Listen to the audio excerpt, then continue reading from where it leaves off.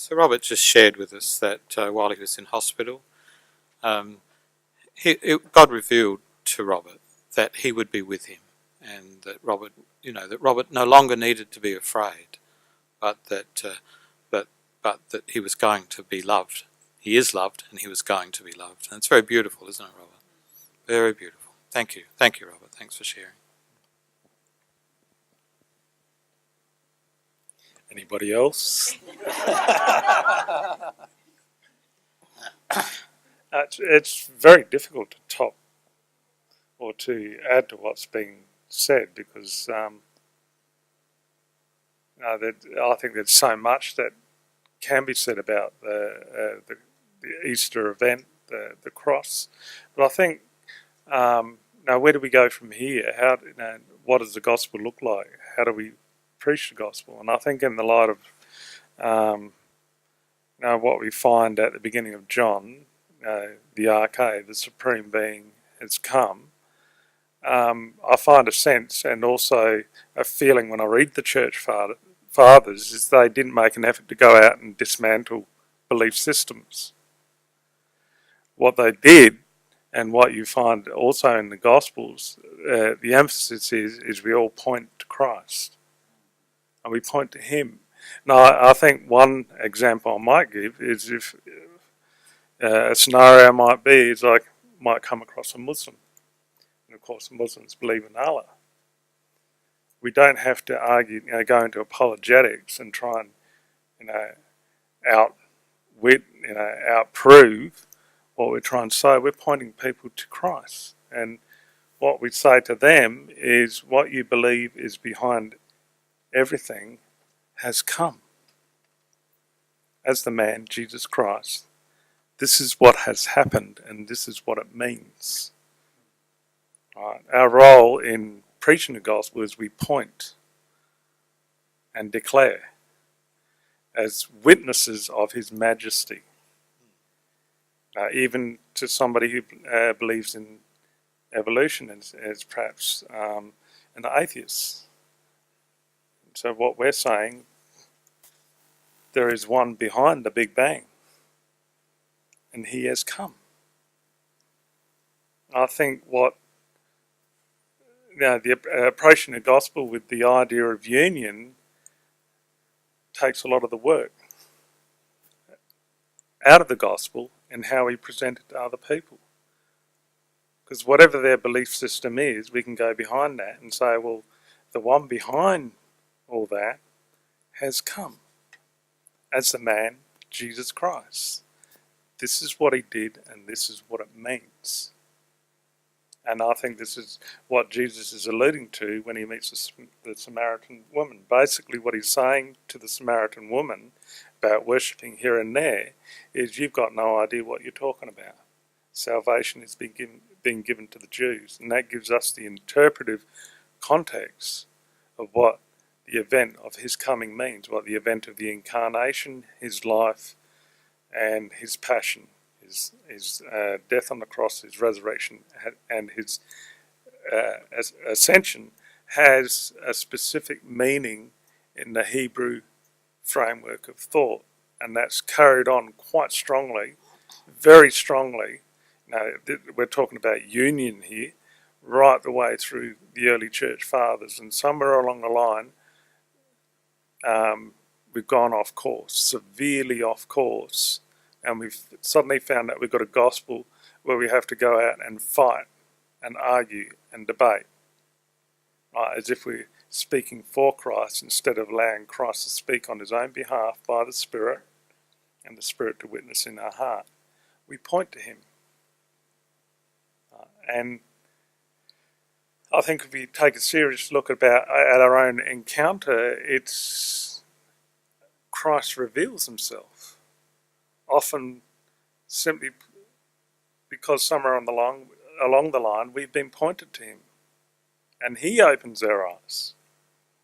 The Spirit of Christ does a work in us.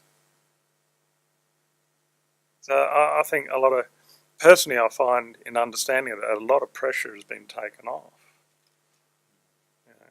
And we can say that the story of the gospel. We can declare the story of the gospel, but it's just the work of the Spirit that opens the eyes and ears, for people understanding and knowing the significance of such an event, that what happened in our history is actually a recorded historical event. Right? We need to say, well, this is what it really means. The one behind the whole universe, the one who holds everything together, has come as this man. And this is what it means. And it's personal, deeply personal for every single human being. When people's eyes are open, then they are open, hopefully, in the right way to the rest of the gospel story and how to live their lives according to the witness of Jesus Christ, not by rules and regulations, but how he lived in the love, life and freedom of the Father, Son and Spirit, which he wants to share with us. So Stuart, that really has enormous implications then for how we live.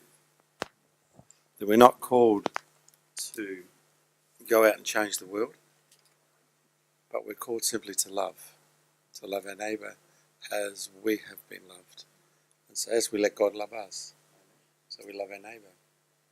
And it lifts an enormous burden on us, feeling as though we have to make it happen. If we don't do it, then it's not going to happen. Hey, it's been done. And we just participate in that. Yeah. Just on that, so being what Stuart said and what Wes said, every single person you meet, you can be sure of several things. What can you be sure of? They're made in and through and by and with the word, that in them is his life. Okay, not only in them is his life, but they have been rebirthed in the new Adam. Wow. So you're into John 3. Unless you're born again, you can't see. And the next thing you can be sure is the Holy Spirit has been poured on all flesh. If you start that and you meet it, then what you're forced to do is to say, if Christ is in this man next to me, he needs to be treated with dignity, doesn't he? Doesn't everybody need to be treated with dignity? Every single person. And then you sit there, okay, you ask yourself the question, Holy Spirit, you're already all over this person. How can I play along with you? You're already like, he's loving everybody in their own way. How do you want me to join in? If you do, I'm just going to love him. How do you want me to join in? And that's it. And what you want to say, not say, but he doesn't want you to be religious. He wants you to be a genuine person. Be yourself. Just meet him. Anything special you want me to say? Anything special you want me to do? Okay, you don't. Okay. And by the way, I'm not responsible for him. Holy Spirit is looking after him. I'm only responsible to him. Time to move on now. Catch you later. That's right. See you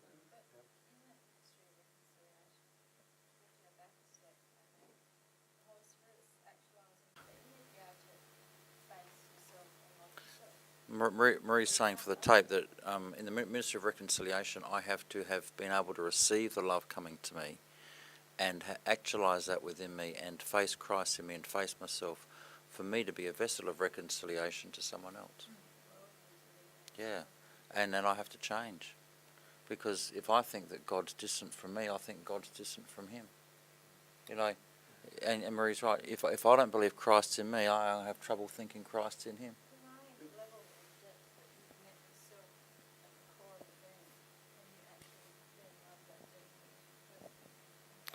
Yeah, Marie's saying for the tape, if you haven't learned to face yourself and love yourself at the depth of your being, you won't be able to really cope with another person deeply. Yeah, the truth is this Christ being, this word is underneath us, deeper than any of the stuff that we're scared of in ourselves. And if we can drop through and receive love right through, and if we can grow that little